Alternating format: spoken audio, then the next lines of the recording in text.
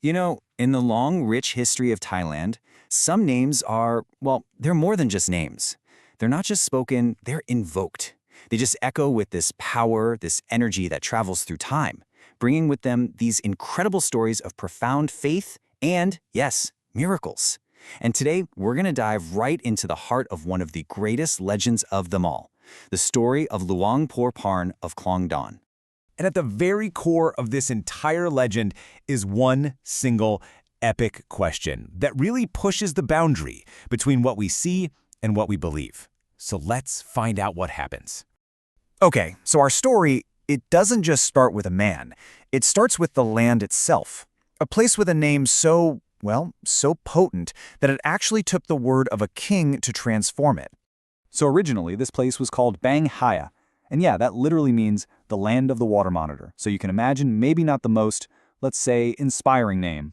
But during the reign of the great king Chulalongkorn, that's Rama V, he royally bestowed a new, more auspicious name, Khlong Dan. The local temple also got a new name. But here's the clever part. In a little nod to its history, the new name kept the Pali word kota, which still means water monitor. It's like they were saying, we're moving forward, but we'll never ever forget where we came from. Now, it was from this very land that a figure of destiny was going to emerge. A young man, walking a pretty normal path in life, until fate just stepped in with a sign that was absolutely impossible to ignore. Born way back in 1825, a young boy named Parn lived a really dutiful life. He'd been a novice monk, but he left the order to help support his family. He even fell in love. But on the exact day he went to his beloved's house, as he put his foot on the staircase, it just splintered and collapsed right under him. Now for Parn, this wasn't an accident, no way. It was a clear, undeniable sign. His path wasn't meant for worldly things. So at age 20, he went back to the monastery, and his destiny was sealed forever. So with all his worldly ties cut, Luang Pho Pan poured his entire being into the spiritual path. And this journey, it would lead him to master these ancient, powerful arts and to forge an object of power that would become the stuff of legend. He studied Vipassana meditation and sacred sciences under so many different masters. But the real turning point was his time under Luang Pho Tang of Wat Arun. That's where he truly mastered the incredibly difficult art of carving and consecrating tiger fang amulets. And with this profound knowledge, he returned to his home temple, Wat Bang Hia, where he'd eventually become the abbot, totally ready to serve his people. And let me tell you, his amulets were like nothing else. They were believed to be alive with spirit. Different artisans would craft them, actually using live cats as models. So each amulet had this unique signature: the face of a cat, the ears of a mouse, and eyes shaped like dice. And all of it was marked with the sacred tall grass yantra. These were the famous Khao Sua, the legendary tiger fangs of Luang Pho Pan.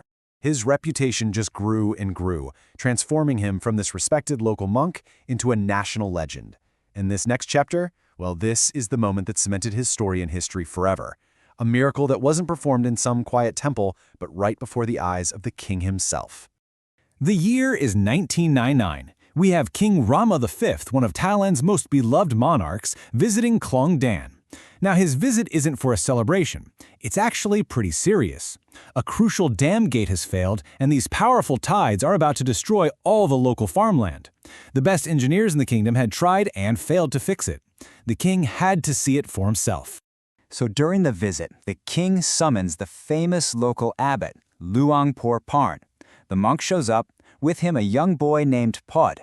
And Pod is carrying a ceremonial tray with those precious tiger fang amulets as an offering. But when they go to present the tray to the king, it's completely empty. The king asks what happened, and the poor, terrified boy gives this unbelievable answer. He just blurts out that on their way to see the king, the tiny carved tigers on the tray had somehow come to life, and, one by one, they all leaped into the rushing water of the canal. Now picture this, the whole royal court is just stunned. But Luang Pho Pan, he's totally calm. He simply takes a piece of clay, molds it into the shape of a pig, of all things, ties it to a string, and just lowers it into that churning water. And as he starts chanting a mantra, the impossible happens. One by one, those little tiger amulets emerge from the depths, literally clinging to the clay pig, and he pulls them all out of the water, right there, in front of the king. And look, this isn't just some story passed down through the years. The sheer gravity of this event is captured by the king himself, who wrote about it in his royal journals. He wrote, "This monk, Phra Khru Phiphat, is revered for his meditation. Most popular are his tiger fangs. Rumor has it that when he consecrates them, they can leap into pork. I observed him to be a kind-hearted old man." I mean, these are the king's own words, validating this incredible legend for all time. Luang Pho Pan passed away in 1910, at the age of 85. But his story? Oh, it was far from over. The traces of his virtue, his power, and his compassion are literally engraved on the landscape he called home. His legacy isn't just a story, it's tangible. It's written right into the map of Khlong Dan. You can drive on Panwithy Road, the main artery of the district, named for him. You'll see his name on the Luang Pho Pan school, educating the next generation. It lives on through a charitable foundation and in the enormous annual festival where thousands, and I mean thousands, gather to honor him. His presence isn't just a memory, it's a living, breathing part of this community.